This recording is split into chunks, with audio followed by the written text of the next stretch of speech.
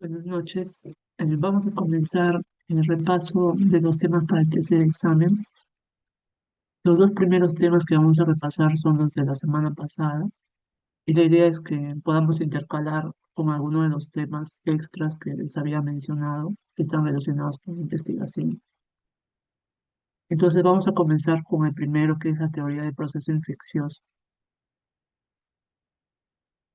Cuando nosotros queremos comprender cómo ocurre una enfermedad infecciosa, es importante tener en cuenta la tríada epidemiológica, que en este caso involucra al agente, que en este es el microorganismo que va a causar la enfermedad, el ambiente, todos los factores que intervienen, por ejemplo, el saneamiento, el lugar donde se encuentra la vivienda, y después está el huésped.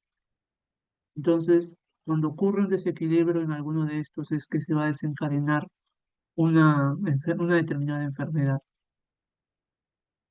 Lo importante en esta clase de teoría del proceso infeccioso es conocer la cadena epidemiológica, saber cuál es la secuencia, porque en las preguntas se,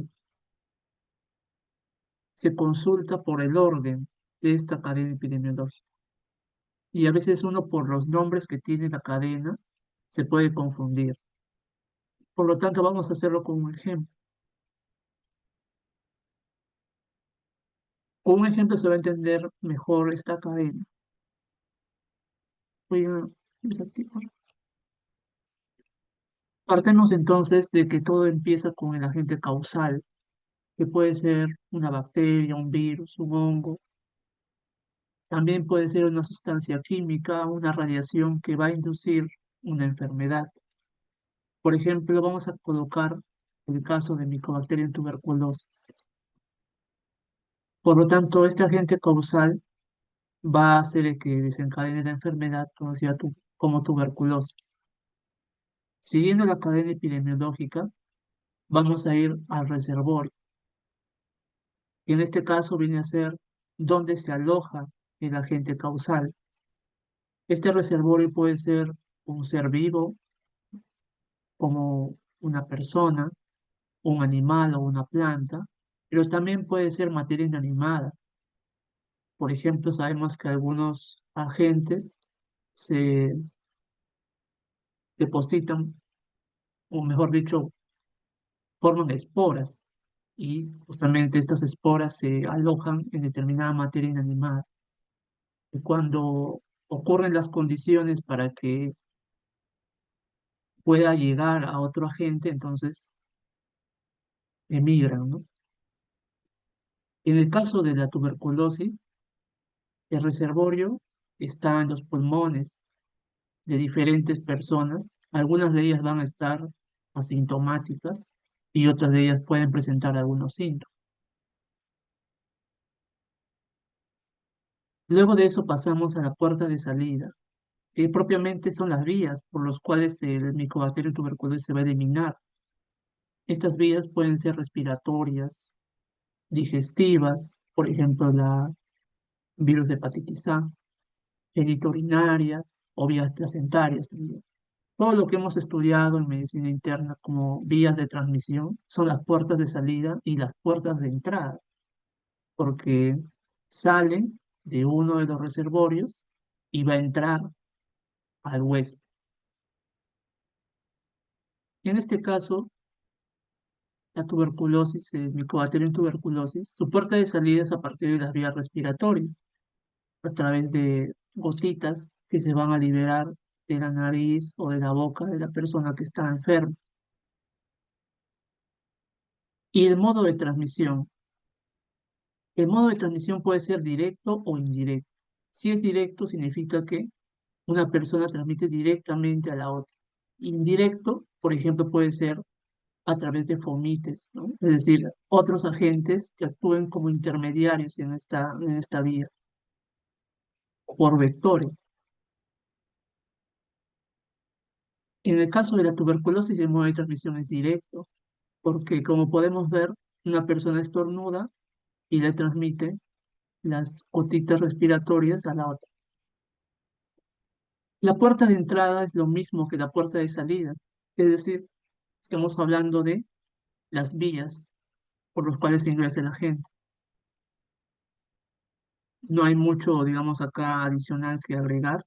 En este caso, para el tuberculosis también son las vías respiratorias.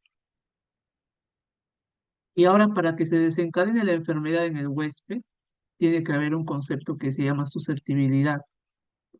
Es decir, no todos los que han alojado el coater en tuberculosis van a desarrollar la enfermedad. Para eso va a depender mucho de la inmunidad activa, es decir, la que pueda ser obtenido ya sea por haber tenido una infección previa o incluso por vacunas. Y también la inmunidad pasiva, ¿no? Un ejemplo de inmunidad pasiva es la de la que le transfiere la madre al feto, ¿no? Durante el proceso del embarazo. Entonces, estos elementos de la cadena, los nombres, agente causal, reservorio, puerta de salida, modo de transmisión, puerta de entrada y susceptibilidad de huésped, es importante que lo sepamos, ya que las preguntas van a ser en relación a cómo se ordenan. Y Ah, vamos Carlos, a... Sí. disculpa que te interrumpa. Estoy entrando desde otro dispositivo. ¿Me podrías aceptar en Ah, el ya, Zoom? sí. Gracias. Gracias, María Fernanda.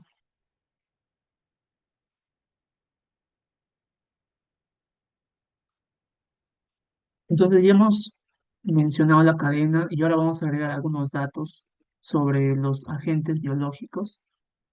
En esta parte lo que es importante es saber son los conceptos, porque varias veces se pregunta qué significa tal concepto. Primero es que todos los agentes biológicos nos inducen cierto tipo de inmunidad, van a desarrollarse anticuerpos hacia el agente al cual hemos estado expuestos. El segundo es la vulnerabilidad. Por ejemplo, ¿por qué utilizamos alcohol, eh, desinfectante? ¿Por qué nos lavamos, nos bañamos cuando ocurrió la pandemia? Porque justamente el virus no resistía a estas sustancias químicas que en este caso se aplicaban al momento de nosotros desinfectarlos, ¿no? Entonces todos los agentes son vulnerables a cierto tipo de condiciones. Y acá entramos a tres conceptos importantes. Los dos anteriores se pueden comprender por el propio significado, pero acá hay tres que a veces uno puede olvidar. Infectividad. Infectividad es que el organismo entre, se multiplique, nada más. Es decir, nosotros podemos estar colonizados de diferentes microorganismos, se han multiplicado alrededor de nosotros. Sin embargo, no necesariamente eso va a llevar a que desarrollemos la enfermedad. Para que desencadene la enfermedad hay un concepto más, que es la patogenicidad. Acá para acordarnos, recordar que patogenicidad viene de patógeno. Nosotros hemos estudiado patología, en la que estudiamos las enfermedades. Por lo tanto, acá tenemos que recordar que la patogenicidad es una capacidad que tiene la gente de desarrollar la enfermedad. Entonces, puede desarrollar la enfermedad y esta puede tener un desarrollo y un desenlace. Sin embargo, a veces puede ocasionar casos fatales, puede llevar hasta la muerte de la persona. Un ejemplo de ello es la rabia. Y ahí cuando decimos de que un agente es capaz de llevar hasta un desenlace fatal, hablamos de virulencia. Por lo tanto, la virulencia es cuando produce casos graves o fatales. Otro ejemplo que les puedo colocar es enfermedades priónicas, la enfermedad de Creutzfeldt-Jakob, la encefalopatía espongiforme bovina. Esas enfermedades justamente se caracterizan por tener un desenlace fatal. Para el examen, entonces, lo importante es conocer estos tres, sobre todo. O sea, los cinco tienen que sí o sí saber, pero enfatizo en los tres porque uno en el momento a veces se puede fundir entre estos tres conceptos, ¿no? Como yo recuerdo, como yo lo suelo recordar. Por ejemplo, infectividad. yo recuerdo la infección por VPH. La infección por VPH, virus papiloma humano, no significa que voy a desarrollar cáncer de cuello uterino. Significa que tengo el virus, que se ha alojado, que se ha multiplicado. De esa manera yo recordaba, por ejemplo, efectividad. Y bueno, patogenicidad yo lo recordaba por el término de patógeno, que es de patología. Y bueno, virulencia justamente es el grado mayor de toda esta propiedad. Un dato más es que esto no es exclusivo, es decir, un agente biológico que es virulento, entonces también es patógeno, ¿no? No significa de que sea uno diferente del otro.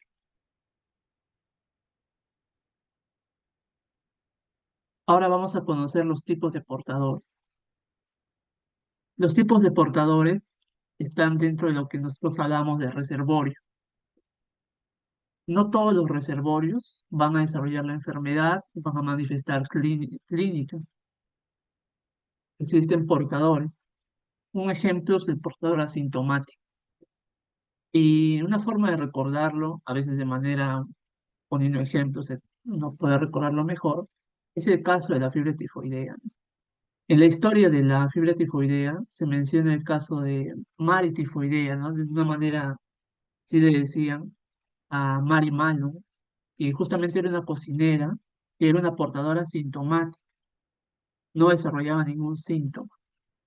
Y durante este periodo en el que ella estuvo trabajando como cocinera para familias adineradas, empezó a contagiar a varias personas y transmitir la enfermedad de la tifoidea.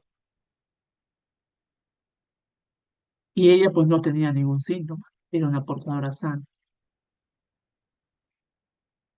Luego tenemos dos conceptos que es el de portador en incubación y portador convaleciente. Y he colocado acá la gráfica para que podamos relacionarlo con cómo se desarrolla una enfermedad infecciosa.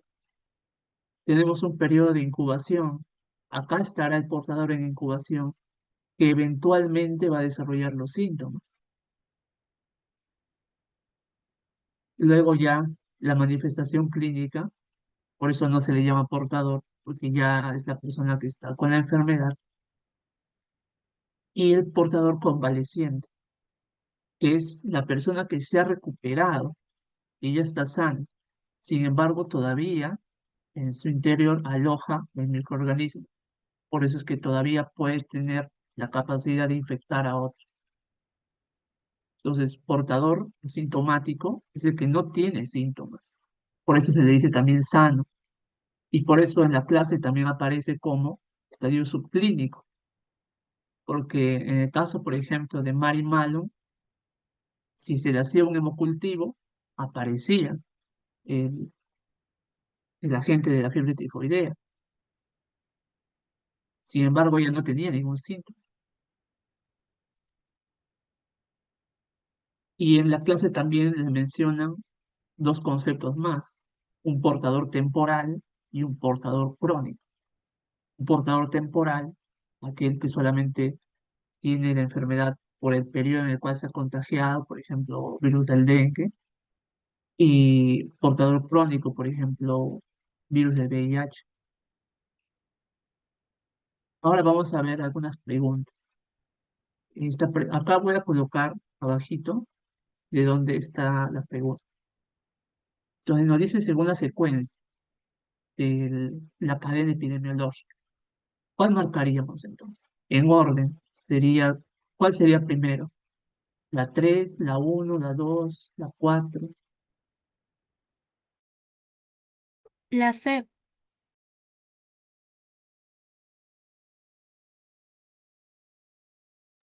Muchas gracias. Bueno, hay que recordar lo siguiente, ¿no? El agente causal tiene que ser el primero.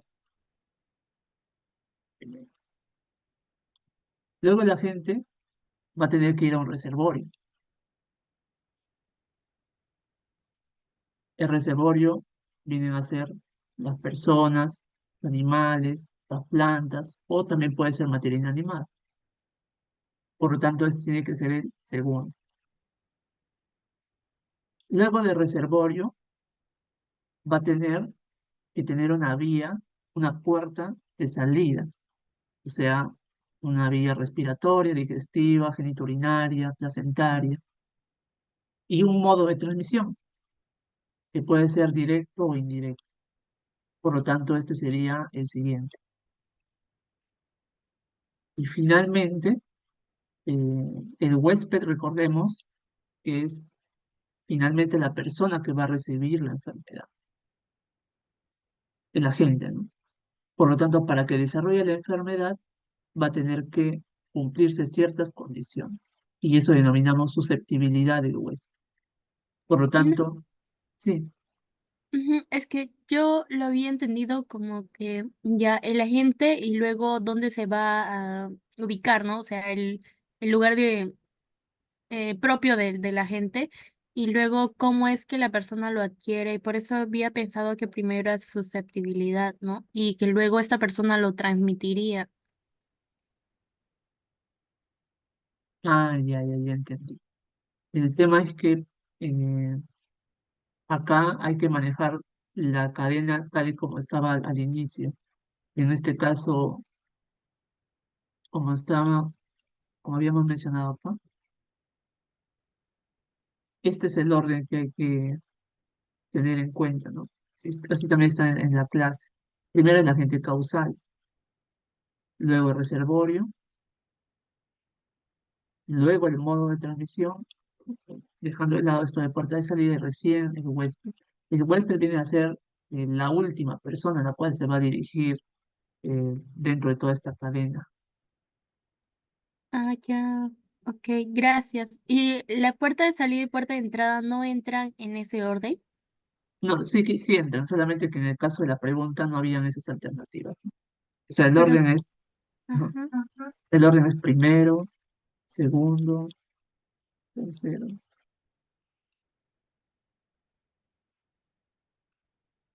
así. Siempre va a ser puerta de salida antes que de entrada. Creo que ahí también era la confusión.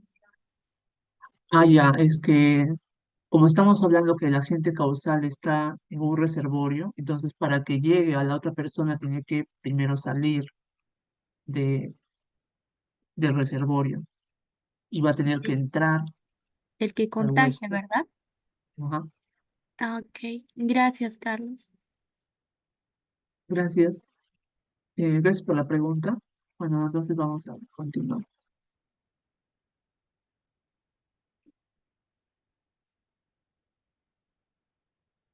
Tenemos otra pregunta.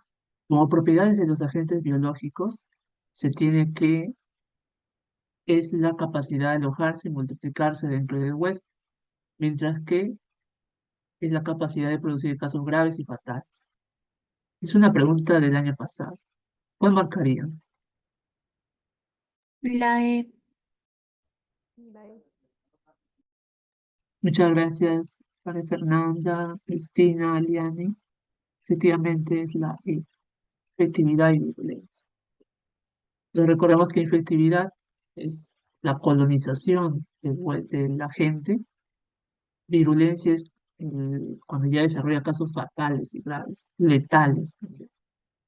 Otra forma de decirlo, ¿no? En realidad son pocas las preguntas sobre estos temas, pero vamos a complementar conforme vayamos revisando más exámenes. Y ahora vamos a ver el siguiente, que es aproximación a las enfermedades crónicas. Lo importante acá, además de lo que el doctor les ha dicho en clase, es ponerles ejemplos, porque no he visto muchos ejemplos en las teorías. Entonces, en enfermedades crónicas, lo importante es saber que la definición que manejamos para epidemiología es que son de duración prolongada. No le pone una fecha, como 6 meses o 3 meses, que sí lo hemos visto, por ejemplo, en algunas especialidades, ¿no? Progresan hacia complicaciones. Por ejemplo, la diabetes tiene diferentes complicaciones. Se presenta generalmente en población adulta o adulta mayor, pero esto ya no es exclusivo. Y son el resultado de una combinación de factores. Entonces, lo que quiero mencionarles acá es que nuevamente nos grabemos muy bien este gráfico, porque siempre se pregunta, ¿qué es el periodo de inducción? ¿Qué es el periodo de latencia? Entonces vamos a poner un ejemplo con el que se va a entender mejor, y es el caso de la infección por virus papiloma humano. La infección por virus papiloma humano es un factor de riesgo para el desarrollo de cáncer de cuello uterino. Por lo tanto, vamos a colocar acá que nuestro agente es BPH. Va a haber un periodo de inducción que va a ser el que comprende desde el contacto con el agente. El BPH se puede justamente uno contar de diferentes maneras y hasta el inicio de la enfermedad. Entonces, ¿qué va a pasar en ese periodo desde que inició el contacto con el virus papiloma humano y el inicio de la enfermedad? Vamos a asumir, para este ejemplo solamente, que el BPH va a causar directamente cáncer de cuello uterino, porque hay otros factores, claro, pero para que se entienda un poco esto. Entonces, existe lo que se denominan los estadios precancerosos, que no son cáncer, son justamente estadios precáncer, que se conocen como NIC, neoplasias intracervicales. NIC 1, NIC 2 y NIC 3. Cuando lleven el próximo año los cursos de ginecología, van a ver incluso que estos NIC pueden regresionar, incluso en la gestación, si se presenta un NIC 2, puede desaparecer. Entonces, por eso decimos que no es cáncer, ¿no? Que puede regresionar. Entonces, en este periodo de inducción, justamente es desde el contacto de la gente hasta el inicio de la enfermedad. Y ahí, los estadios precancerosos. Y luego de eso, vamos a hablar de la latencia, que es cuando inicia ya la enfermedad hasta el inicio de los síntomas. Es decir, la latencia es ese periodo en el que ya ocurrió, ya empezó la enfermedad, pero todavía no hay síntomas. ¿Y por qué coloco los diferentes estadios de cáncer de cervix? Porque no necesariamente las personas van a acudir cuando esté en un estadio 1A. A veces pueden acudir cuando esté en un estadio 2A o 2B. Y por eso es que ese periodo de latencia es desde el inicio de los síntomas, ¿no? A veces los síntomas pueden aparecer en un estadio avanzado. Por lo tanto, inducción desde el contacto con el agente hasta el inicio de la enfermedad. Ni, ni uno ni dos estadios precancerosos. Eso también lo pueden entender con otros modelos de enfermedad en las cuales les hablen de, por ejemplo, para cáncer de colon, ¿no? También había una secuencia de estadios precancerosos. Y desde el inicio de la enfermedad hasta el inicio de los síntomas, justamente, ya estamos hablando de que se ha desarrollado el cáncer, pero pues puede ser silente al inicio, sin síntomas. Y en estadios avanzados recién se puede presentar. Pero ya hablamos de periodo de latencia. Una pregunta, Carlos. Ajá. Acerca del NIC 1, NIC 2, esos son, eh, o sea, no entendí muy bien respecto al cáncer, son etapas como la patología en formación del cáncer, o sea, porque sé que el cáncer ya sería un estadio de malignización en este caso, ¿no? ¿O a qué se refiere el NIC 1 o NIC 2? Ajá. Gracias por la pregunta. Son estadios precancerosos en los que hay cambios citológicos. Cambios citológicos que ustedes han estudiado en patología, ¿no? Por ejemplo, displasias, eh, Claro, irregularidad de las como, células. como sería la metaplasia en el cáncer de estómago, ¿verdad? Sí, Eso, exactamente. ese Son cambios que todavía no son el desarrollo de la enfermedad, de cáncer como tal. Muchas gracias, ya está más claro. Gracias por la pregunta. Entonces acá vemos cambios psicológicos. Por eso es que en este periodo de inducción, antes que inicie la enfermedad, ayuda mucho lo que es el Papa Nicolau. Y ahora vamos a verlo esto mejor con este gráfico. Acá está nuestro service normal. Service normal. Y aquí, como les decía cuando veíamos hace unas láminas, ¿no? Infección por BPH. Infección por BPH no significa que tenemos, que vamos a desarrollar cáncer de cervix, ¿no? Sino que es el contacto con el agente, ¿no? El contacto con el agente. Luego hay lo que se denomina un periodo de inducción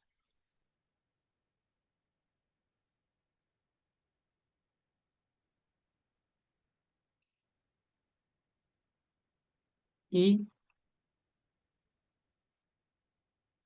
inicia la enfermedad, que es propiamente el cáncer.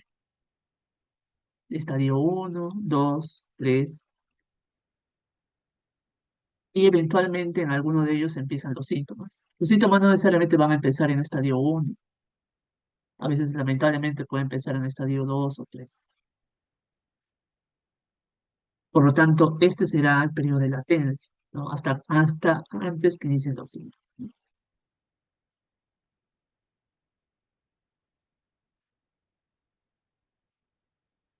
Similar a lo que les estaba explicando. Como les mencionaba, este es otro concepto importante. El cáncer de cervix, que en el caso estamos estudiando, no se va a desarrollar solo por la infección por VPH. Por eso al inicio les decía, ¿no? Para solamente entender un poco esto de inducción y de latencia, les ponía este ejemplo. Pero hay otros factores, que justamente son la genética, la obesidad, el tabaquismo, y estos van a estar agrupados acá. Por ejemplo, imaginemos que A venga a ser la infección por VPH, que B sea la genética. Tal vez alguno de los genes que están relacionados con la aparición del cáncer de cuello uterino esté alterado, ¿no? La C, la obesidad. La D, el tabaquismo. Y así.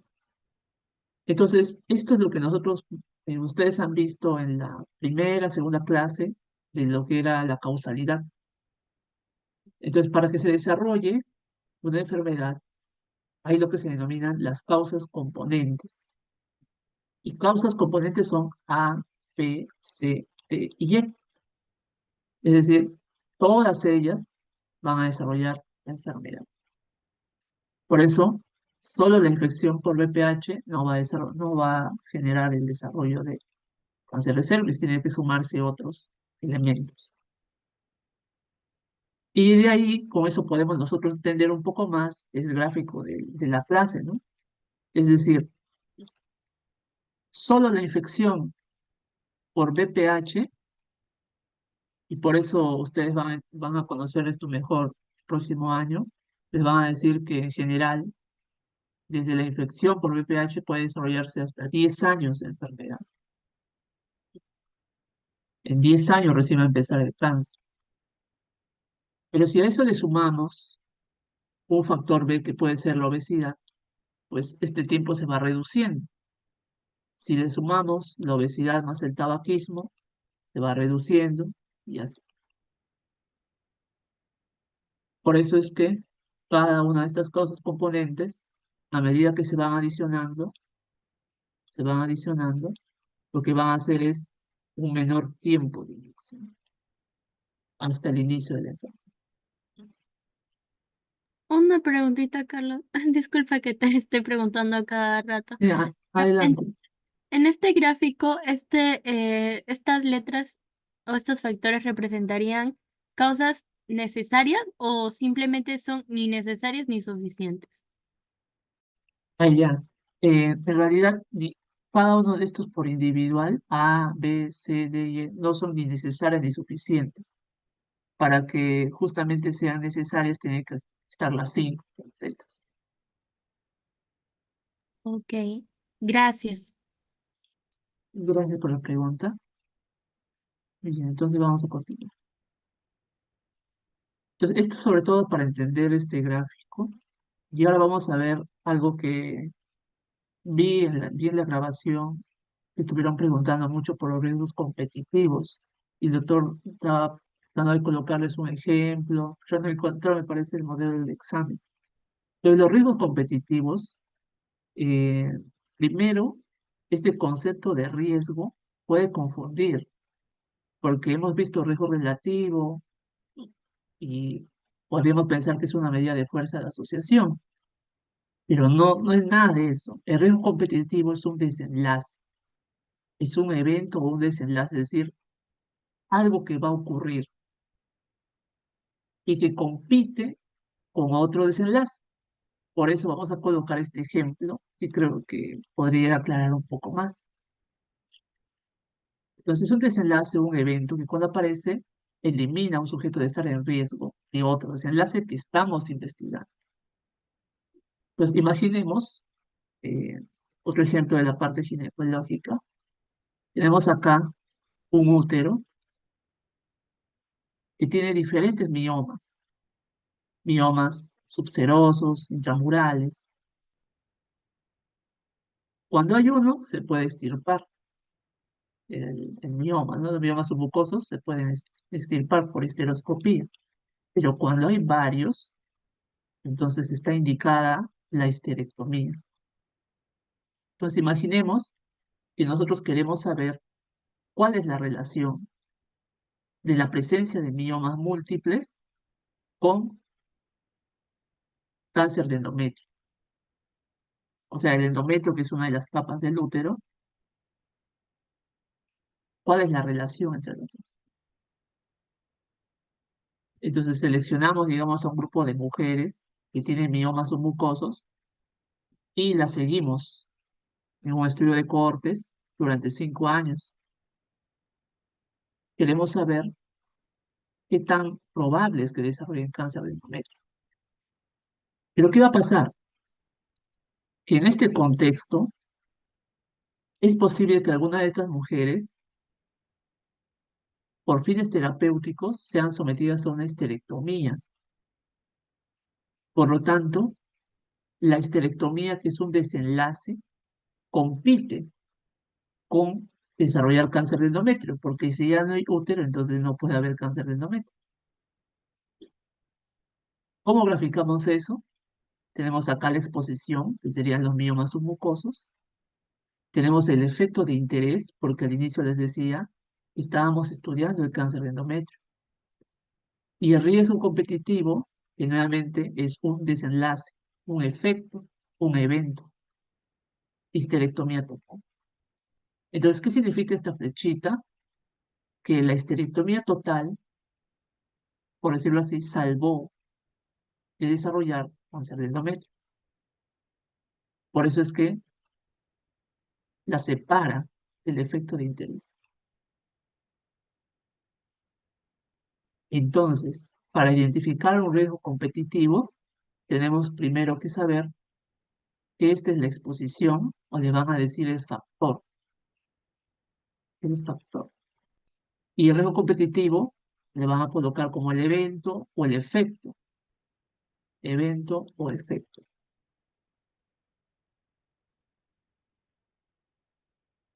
El efecto de interés es lo que les va a parecer sombreado, diferenciado, porque nosotros hacemos una investigación cualquiera siempre para ver si A causa B. Entonces, en ese camino de A causa B puede pasar el riesgo competitivo. Es un evento que elimina la posibilidad de desarrollar efectos de interés, como en este caso.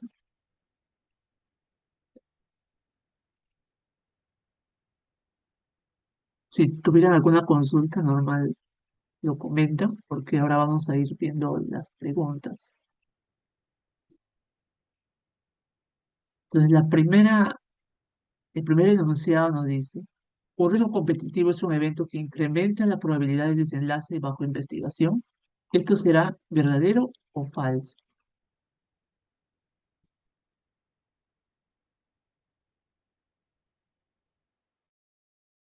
¿Falso? Exacto. Muchas gracias, Eliane y María Fernanda. Es, efectivamente es falso, ¿no? Más bien, ni siquiera decir que disminuye, sino que elimina, ¿no? Elimina la probabilidad de desenlace. En el estudio de la historia natural de la enfermedad crónica, es muy importante conocer la temporalidad entre la exposición y los efectos. ¿Esto será verdadero o será falso?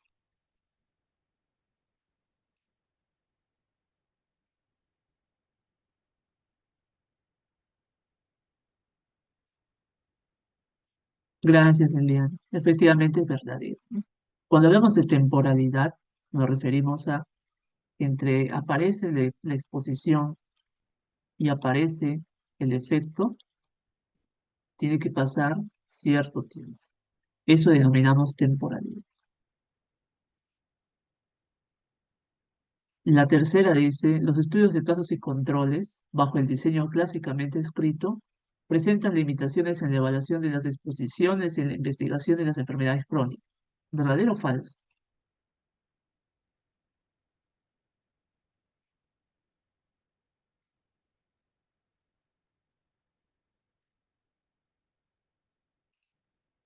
¿Verdadero?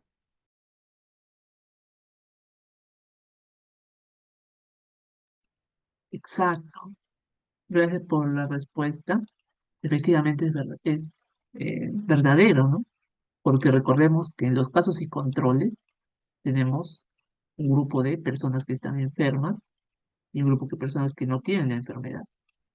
Y a esas personas nosotros le preguntamos si estuvo expuesta a un determinado factor. Entonces, es la limitación acá está dado por el sesgo de recuerdo. Como veíamos, el sesgo de memoria hacía que no necesariamente los expuestos se recordaran con exactitud si estuvieron expuestos o no al factor A. Entonces, esa es una limitación en los estudios de casos y control. Entonces, acá la respuesta es la A, solo dos. Vamos a la pregunta 11, ¿no? Que es justamente un diagrama acíclico dirigido. Nos dice en el siguiente esquema que representa el estudio de la relación entre un factor A y el efecto Z. Entonces, leamos en el enunciado nos dice que la relación que se está analizando es entre el factor A y el efecto Z. Entonces, ojo acá, primero con factor, ¿no? Factor es el agente que, la exposición propiamente. Y el efecto es el desenlace, la enfermedad que estemos estudiando. Y acá, en la pregunta, les va a sombrear, ¿no? Les va a señalar para que, digamos, fijen su atención ahí. Factor A y efecto Z. Por lo tanto, todos los demás factores son los que intervienen en esta cadena de causalidad entre el factor A y el efecto Z. Y nos pregunta cuál será el mejor ejemplo de un riesgo competitivo. Por lo tanto, en base a lo que les he mencionado, ¿cuál marcarían aquí? La A. SAR. Gracias, María Fernanda Receliani. Efectivamente, es el efecto Y. Cuando les digan riesgo competitivo, entonces ustedes tienen que buscar un efecto. El riesgo competitivo es un efecto que va a contrarrestar, que va a eliminar la probabilidad de que se desarrolle el otro evento, ¿no? Como les mencionaba en el ejemplo, la histerectomía elimina la probabilidad de desarrollar cáncer de mama. Y de esa manera, ¿no? Se elimina.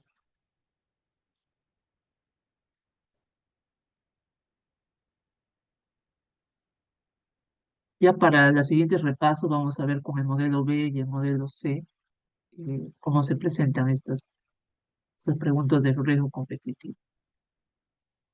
Y vamos a la última pregunta, nos dice el periodo de inducción. El periodo de inducción. ¿Qué es el periodo de inducción? El inicio de los síntomas y momento usual del diagnóstico, el contacto con el agente causal y el inicio de los síntomas, el inicio de la enfermedad y el inicio de los síntomas, el contacto con el agente causal y el inicio de la enfermedad, y el contacto con el agente causal y el momento usual del diagnóstico. ¿Cuál marcarían?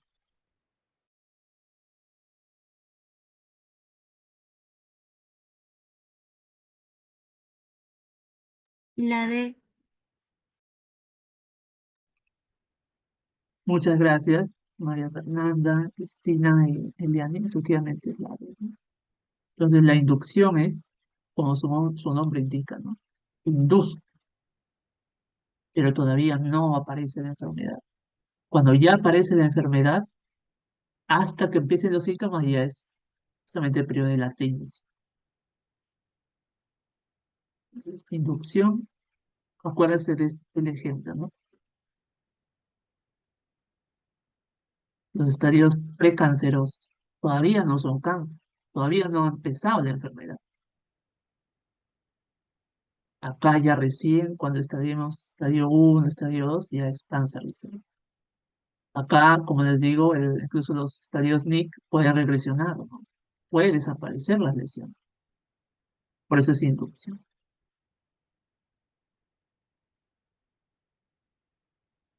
Muy bien. Entonces, eso sería por estos dos primeros temas. Vamos a agregar más preguntas conforme vayamos. No sé si quisiera consultar algo. Ah, sí, sí, sí. En el anterior pregunta, ajá, allí, ¿qué otra, aparte de un riesgo competitivo, podría identificarse? ¿El factor E sería considerado un efecto confusor? Exactamente. Porque es un factor, efecto confusor, porque se relaciona con la exposición y también se relaciona con un desenlace, ¿no? Que es el efecto C. ¿Y hay otro aparte de ese o solamente eso? Mm, Porque el B pareciera que le señalaran dos flechas, pero creo que son más de dos, ¿verdad? Para hacer un ajá. colisionador. No, más de uno en realidad. Sí podría ser un colisionador el factor B, porque es ocasionado por el D y por el A. Ok, gracias. Gracias por la pregunta. Sí, vamos a seguir practicando esto porque de un mismo gráfico le van a preguntar un colisionador, un confusor y en este caso ahora un riesgo competitivo.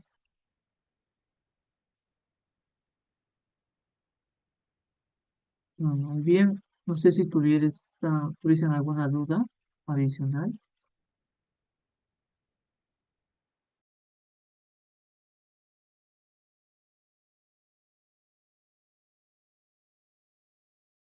Carlos, ¿podrías explicar los tipos de portadores, ese cuadrito, por favor? Es que se me fue la conexión ahí, no entendí muy bien. Esa, porfa. Está bien. Tenemos, por ejemplo, que adicional al portador asintomático está el portador en incubación y el portador convaleciente. Entonces, para recordarlo, tenemos que tener en cuenta este gráfico. En el periodo de incubación, justamente está el portador, por ejemplo, ¿no? Yo el contagio de influenza y a los días puede desarrollar los síntomas.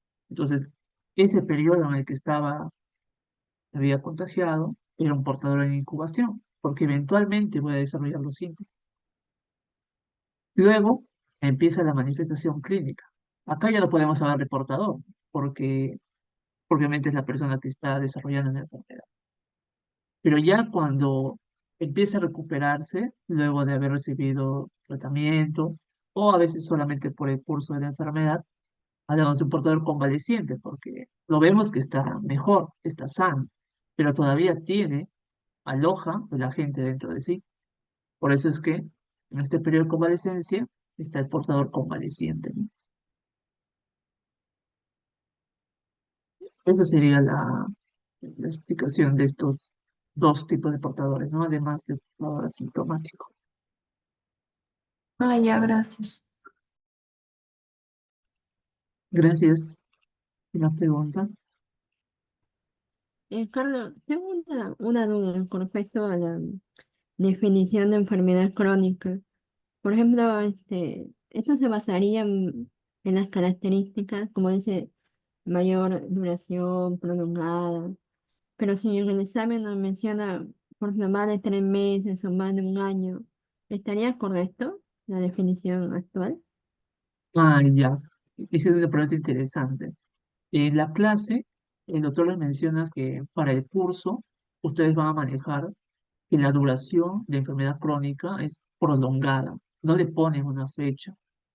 Si les pusiesen un dato así de 6 meses, lo más probable es que sea falso, porque esta definición que van a manejar de acuerdo al diccionario de epidemiología es de duración prolongada. No le ponen una fecha, como 3, 6 meses. Esas definiciones de fechas lo dan la OMS, otros tipos de organizaciones, ¿no? Pero para la parte epidemiológica manejan que es de duración prolongada solamente.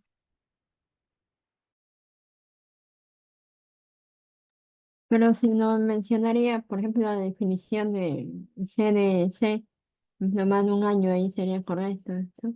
Sí, exacto. Si les dijese, según la CDC, según la OMS, una enfermedad crónica tiene tal periodo, ahí sí sería verdadero. Mm, ya, gracias. Gracias, Cristina.